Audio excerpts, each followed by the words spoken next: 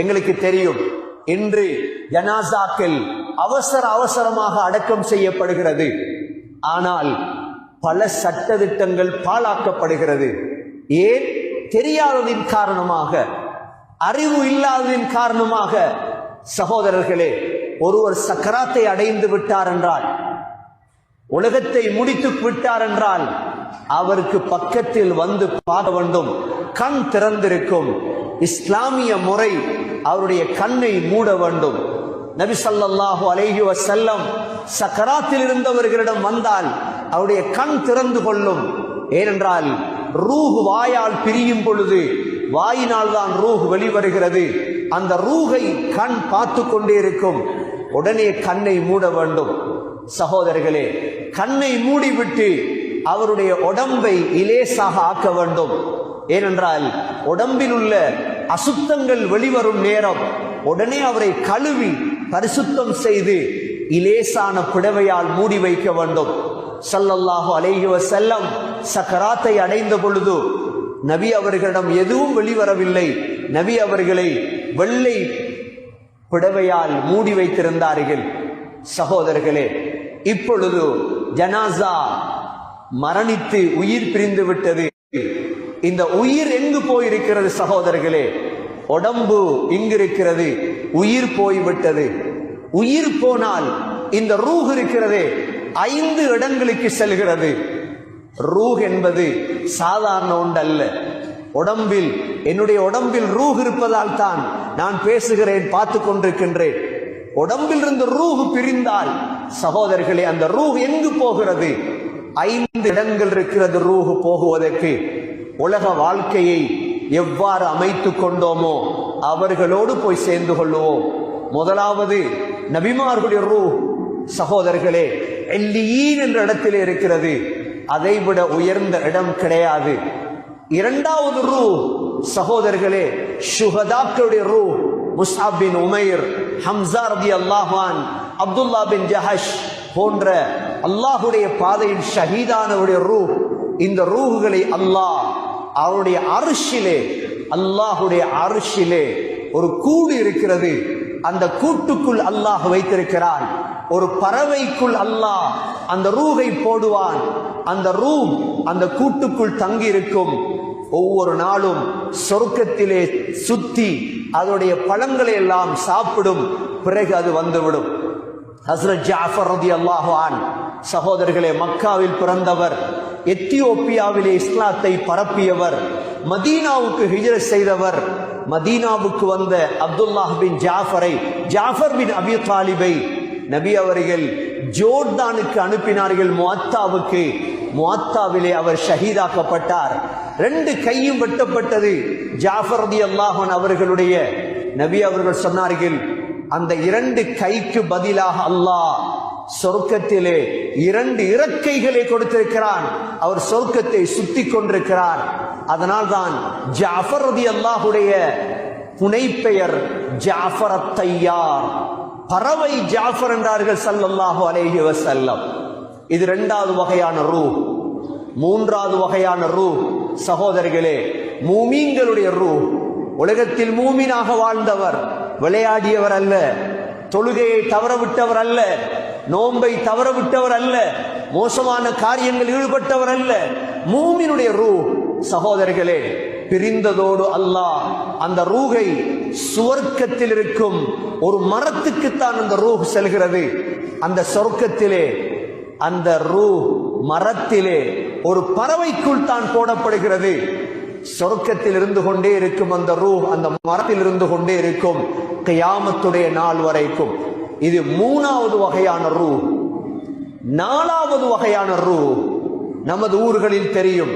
தொழுகை இல்லாத முஸ்லிம், நோன்பு பிடிக்காத முஸ்லிம், ஜகாத் கொடுக்காத முஸ்லிம், குர்ஆன் ஓதாத முஸ்லிம், முஸ்லிம் தான், சமுத்தியில் முஸ்லிம், வாட் லிஸ்ட்லே முஸ்லிம், ஆனால் இஸ்லாத்துக்கும் அவருக்கும் சம்பந்தம் இல்லை.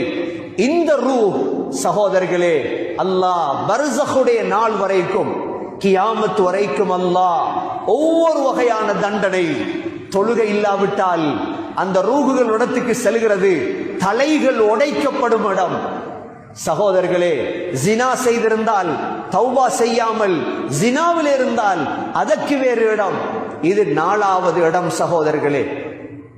5வது இடம், யாரெல்லாம் இஸ்லாம் பொய் என்று சொல்கிறார்களோ, யாரெல்லாம் இஸ்லாத்தை மறுக்கின்றார்களோ, இஸ்லாம் என்ற ஒன்று இல்லை, அல்லாஹ் என்ற ஒன்று இல்லை என்று மறுக்கிறார்களோ, இந்த ரூஹுகளை அல்லாஹ் சிஜ்ஜீன் என்ற ஜெயிலிலே அல்லாஹ் போடுகின்றான். எதுவரைக்கும்? கியாமத் வரைக்கும். இந்த 5 இடங்கள் தான் ரூஹுடைய இடங்கள். சகோதரர்களே, உடம்பை விட்டு ரூஹ் பிரிந்து விட்டது. இப்பொழுது நாம் அடி கழுவி வைத்திருக்கின்றோம். அடி கழுவி வைத்து இப்பொழுது நாம் குளிப்பாட்ட தயாராக போகிறோம் ரூஹை, உடம்பை. சகோதரர்களே, மேல் போன ரூஹ், 5 இடங்களுக்கும் சென்ற ரூஹ் குளிப்பாட்ட ஆரம்பிக்கும் பொழுது அந்த ரூஹ் கீழே வந்துவிடும். அந்த ரூஹ் கீழே வந்துவிடும். உலமாக்கள் சொல்கிறார்கள், குளிப்பாட்டும் பொழுது ரூஹ் பக்கத்திலே வந்துவிடும். ஜனாசாவை குளிப்பாட்டினால் சகோதரர்களே, குளிப்பாட்டும் பொழுது, அதனால் தான் வுது எடுத்து விட்டு தண்ணீரை முழு உடம்பிலும் ஊற்றி குளிப்பாட்டுவது ஆக குறைந்த முறை. ஹதீஸிலே வந்திருக்கின்றது, மன் கஸ்ஸல மைத்தன், எந்த அளவு சிறப்பென்றால், யார் ஒரு ஜனாசாவை குளிப்பாட்டுவாரோ, குளிப்பாட்டி அவரில் உள்ள குறைகளை மறைப்பாரோ, குளிப்பாட்டும் பொழுது பல குறைகள் வரலாம். நான் ஆரம்பத்திலே சொன்னேன், முடிகள் சம்பந்தமாகவும் ஒவ்வொரு விடயத்திலும் சுத்தமாக இருக்க வேண்டும். எப்பொழுது மவுத் வரும் என்று தெரியாது. திடீரென்று மவுத் வந்தால் தயாராக இருக்க வேண்டும். சரி, குளிப்பாட்டும் பொழுது குறைகள் வருகிறது, அதை மறைத்தால் அல்லாஹ் 40 தடவை உங்களுடைய பாவத்தை மன்னிப்பார். அந்த அளவு நன்மைக்குரிய விடயம்தான் ஒரு மையத்தை குளிப்பாட்டுவது. சகோதரர்களே, குளிப்பாட்டும் பொழுது அத்தர்கள் போடுவது, குளிப்பாட்டும் பொழுது இலந்த இலை, ஸல்லல்லாஹு அலைஹி வஸல்லமுடைய காலத்தில் இலந்த இலையை போட்டுத்தான் குளிப்பாட்டுவார்கள். சவக்காரம் இருக்கவில்லை. வுது எடுத்து விடுவது போன்ற சுன்னத்தான சட்டதிட்டங்கள் இருக்கிறது. குளிப்பாட்டியதற்கு பிறகு ஜனாசாவை தூக்கி நாம் சுந்தூக்கிலே வைப்போம் கஃன் செய்வதற்காக. சகோதரர்களே, ஸல்லல்லாஹு அலைஹி வஸல்லமுடைய ஜனாசாவை அலி ரலியல்லாஹு அன்ஹு குளிப்பாட்டினார்கள். ஜனாசாவை குளிப்பாட்டும் பொழுது நபியுடைய ஆடைகளை கலத்துவதா இல்லையா என்ற ஒரு பிரச்சனை வந்தது. ஒரு சத்தம் கேட்டது. எல்லோருமே அந்த சத்தத்தை கேட்டார்கள். நபியுடைய ஆடையை கலத்தாதீர்கள், லா துஜர்ரிது ரசூலுல்லாஹி ஸல்லல்லாஹு அலைஹி வஸல்லம். அலி ரலியல்லாஹு அன்ஹு சொல்கிறார்கள், நபியுடைய ஆடையோடு தான் குளிப்பாட்டினோம். நபி அவர்களுக்கு எந்த விதமான அசுத்தமும் உடம்பிலிருந்து வெளிவரவில்லை. உயிரோடு வாழும் பொழுதும் மௌத்தானதற்கு பிறகும் ரசூலுல்லாஹ் மனமானவர்கள். சகோதரர்களே, ஜனாசாவை குளிப்பாட்டி விட்டு ஜனாசாவிலே அத்தர்கள் போடலாம். ஹஸரத் அபூபக்கர் ரலியல்லாஹு அன்ஹு முதல் கலீஃபா தன்னுடைய ஜனாசாவை குளிப்பாட்டுவதற்கு வசியத் செய்தார்கள், என்னுடைய மனைவி தான் குளிப்பாட்ட வேண்டும். உங்களுடைய மனைவி உங்களுடைய ஜனாசாவை குளிப்பாட்டலாம், நீங்கள் உங்களுடைய மனைவியின் ஜனாசாவை குளிப்பாட்டலாம். சகோதரர்களே, அஸ்மா பின்த் உமைஸ் ரலியல்லாஹு அன்ஹா தான் அபூபக்கர் ரலியல்லாஹுடைய ஜனாசாவை குளிப்பாட்டினார்கள். சகோதரர்களே, குளிப்பாட்டியவர் குளிக்க வேண்டுமா? சுன்னத்தான விடயம். குளிப்பாட்டியவர் குளிப்பது சுன்னத். அதற்கு பிறகு குளிப்பாட்டியதற்கு பிறகு சகோதரர்களே, கஃன் செய்ய வேண்டும். நபி ஸல்லல்லாஹு அலைஹி வஸல்லமுடைய உடம்பு சஹூலியா நாட்டை சேர்ந்த வெள்ளை பிடவையால் தான் உடம்பு கஃன் செய்யப்பட்டது. இன்று நாம் 3 சுத்துகள் சுத்துவோம், ஜுப்பா போன்ற ஒன்றை அணிவிப்போம். சகோதரர்களே, ஏழுமானது 5 பிடவைகள் கஃன் செய்வார்கள். ஸல்லல்லாஹு அலைஹி வஸல்லம் கஃன் செய்யப்பட்டார்கள். யார்? நபி அவர்கள் சொன்னார்கள், கஃன் செய்வதுடைய சிறப்பு என்ன தெரியுமா? மன் கஃபன மையிதன், யார் ஒரு ஜனாசாவை கஃன் செய்வாரோ அல்லாஹ் சுவர்க்கத்துடைய பட்டாடையை கொண்டு அவரை அணிவிப்பார். எல்லா காலமும் இந்த நன்மை முஅத்தினுக்கு மட்டும்தான் போகிறது. ஒரு மையத்தை குளிப்பாட்டினால் உள்ள நன்மை வேறு. மையத்தை கஃன் செய்தாய் சகோதரர்களே, அல்லாஹ் சுவர்க்கத்துடைய இஸ்தப்ரக் சுந்துஸ் என்ற பட்டு ஆடையால் எங்களுக்கு உடை அணிவிப்பார்.